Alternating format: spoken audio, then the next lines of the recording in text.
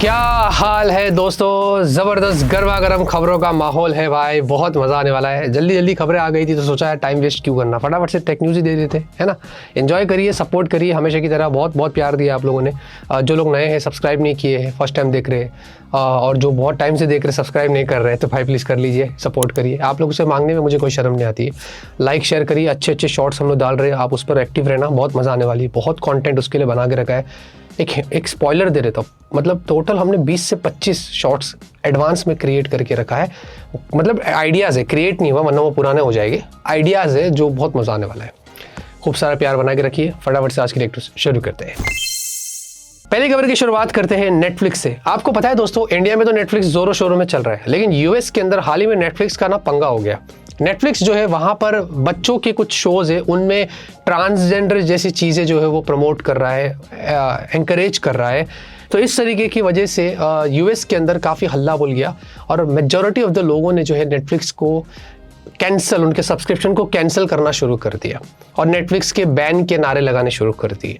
In fact ये ज़्यादा जब हाईलाइट में आया जब एलॉन मस्क जो है, इन्होंने ट्वीट करा और इन्होंने भी सपोर्ट किया कि हाँ ऐसा होना चाहिए, नेटफ्लिक्स को कैंसिल कर दो, ये कर दो। और फिर मिलियंस ऑफ लोगों ने यूएस के अंदर नेटफ्लिक्स का सब्सक्रिप्शन कैंसिल कर दिए और सब लोग स्क्रीनशॉट्स शेयर कर रहे हैं कि भाई ऐसा है वैसा है। और भी एक कॉन्ट्रोवर्शियल चीज़ है जिसके बारे में हम वीडियो में नहीं बता सकते, जो कि अप्रोप्रिएट नहीं है हमारे टेक चैनल के लिए। उस तरीके की चीज़ों के ऊपर भी बात हुई है। एनीवेज, आपको पता है इस चक्कर में नेटफ्लिक्स का उस दिन 2.4% शेयर भी नीचे आ गया। सोचो, ये बहुत बड़ी बात होती है। 1% के अंदर भी कितने करोड़ों की बात हो जाती है। तो ये लफड़े चल रहे हैं यूएस के अंदर, नेटफ्लिक्स के ऊपर बहुत सारे इल्जामात लग रहे हैं और लड़ाई झगड़े हो रहे हैं। अभी आपको तो पता नहीं था, तभी तो आप टेक न्यूज़ देख रहे हैं। मेरा काम है आपको बताना।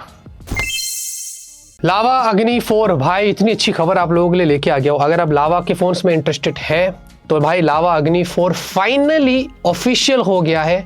नवंबर में इंडिया में लॉन्च होने वाला है। और जो लीक्स आ रही थी ना उसके डिज़ाइन को लेकर, हॉरिजॉन्टल कैमरा है वैसा वैसा, ये फोटो में देखो कि ऑफिशियली इसमें भी कुछ वैसे ही दिख रहा है।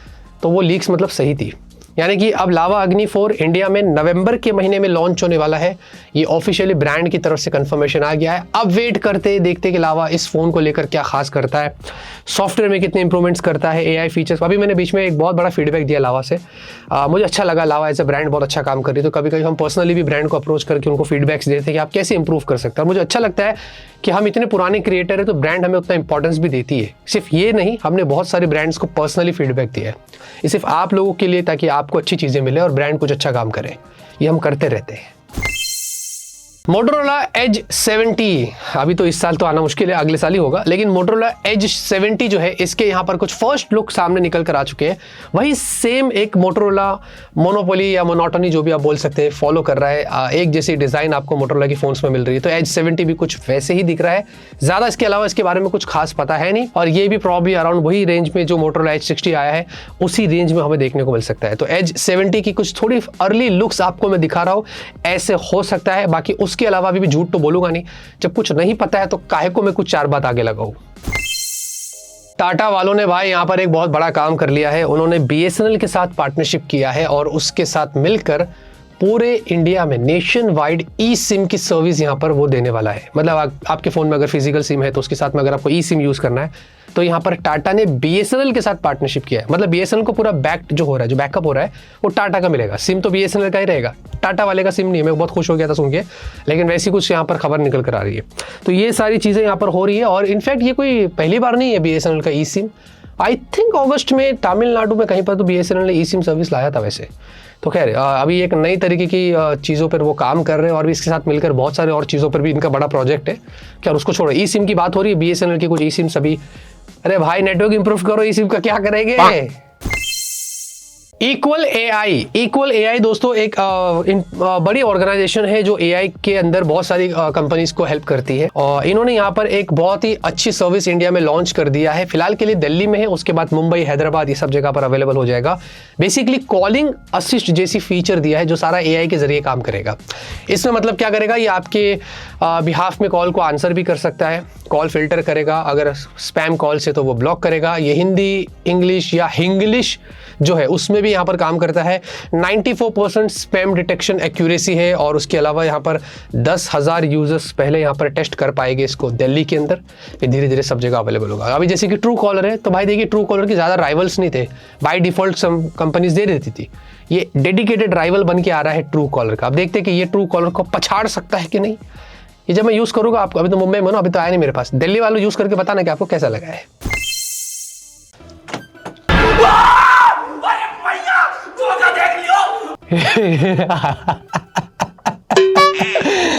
जैसा टेक न्यूज ओपन करके कैसा तूने टक करके स्किप किया ना कि जियो एयरटेल वाली न्यूज किधर है। ठक्की टिकी ठक्की टिकी ठक्की टिकी ठक्की टिकी ठा। तो भाई हाँ, जियो एयरटेल वोडाफोन, इनफैक्ट ये भी बताया जा रहा है कि BSNL भी शामिल हो सकता है। ये सारी जो टेलीकॉम कंपनी से इंडिया में फिर से खबर ताज़ा हो रही है और एंड ऑफ दिस ईयर दिसंबर में हमें स्टार्ट में या मिड तक पता चल जाएगा 10 से 12% टैरिफ हाइक होने वाला है दोबारा। आई थिंक 2024 में हुआ था ना, ये जुलाई के आसपास हुआ था, बहुत इश्यूज हो गए थे, फिर उन्होंने बीच में नए प्लान्स भी निकाल दिए। हमने इस पर काफ़ी वीडियोस बनाए, बहुत बातें की है, लेकिन अब दोबारा यहाँ पर कांड होने जा रहा है और ये मुझे अच्छा नहीं लग रहा है। एवरेज रेवेन्यू पर यूज़र अगर हमारे दुनिया में सबसे कम है तो भाई कम ही रहने दो ना, क्यों मैच करना है, इसमें क्यों बढ़ोतरी कर रहे हो।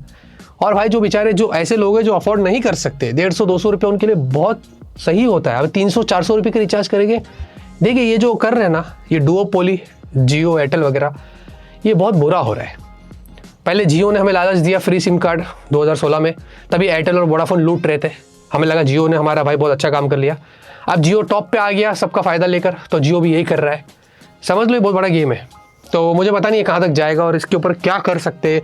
ये जो ट्राई है इनको एंटर करना पड़ेगा बीच में और कुछ ना कुछ इसका हल निकालना पड़ेगा। iPad M5, जी हाँ, मतलब iPad Pro के अंदर M5 चिप जो है वो लीक हो गई है। ये बंदा भाई पिछले बार भी इसने ऐसे किया था, ये पूरा लीक कर देता, पता नहीं कहाँ से मिलता है इसको, अभी तो लॉन्च भी नहीं हुआ है। एनीवेज M4 चिपसेट जो है उसके ऊपर जो M5 है उसकी कुछ इन्फॉर्मेशन बाहर निकल कर आ गई है। मतलब ज़्यादा अपग्रेड्स नहीं है, 10% खाली सिंगल कोर है, अराउंड 15% मल्टी कोर और GPU अराउंड लगभग 30% के आसपास कुछ इंप्रूवमेंट्स लेके आ रहा है M5 चिपसेट, अगर M4 से हम उसको कंपेयर करते हैं। ओवरऑल दोस्तों यहाँ पर बाकी तो कुछ खास अभी आपको बताने जैसा इसमें है नहीं। 9 कोर का यहाँ पर जो है इसमें टोटल ओवरऑल CPU होगा और ये सारी चीज़ें बात हो रही है। YouTube के ऊपर बंदे ने लीक कर दिया। ओ माय गॉड, क्या होता है ना दुनिया के अंदर। बाय द वे दोस्तों, नथिंग ने एक नई सर्विस अनाउंस कर दी है अपने नथिंग यूजर्स के लिए और मुझे लगता है कि एक बहुत ही कूल आइडिया है जो सारी ब्रांड्स को अपनाना चाहिए। वो है कि नथिंग ने नथिंग एसेंशियल प्लेग्राउंड लेके आ गया है। बेसिकली एक पूरा हब होगा जिसमें आप अपने खुद के ऐप्स क्रिएट कर सकते हैं। फिलहाल के लिए अभी उन्होंने विजेट्स क्रिएट करने का स्टार्ट में मौका दिया है, इसके बाद ऐप्स करने का आपको मौका मिलेगा और फिर आप अपनी कम्युनिटी में शेयर कर सकते हैं और जितने नथिंग के यूज़र्स है वो सारी चीज़ें खुद यूज़ कर सकते हैं और ये सब कुछ ओपन सोर्स है, फ्री है, इसका पूरा मज़ा ले सकते हैं। मतलब अगर किसी ने विजेट क्रिएट किया एकदम बहुत बढ़िया तरीके से, वो सारी चीज़ें आप खुद यूज़ कर सकते हैं।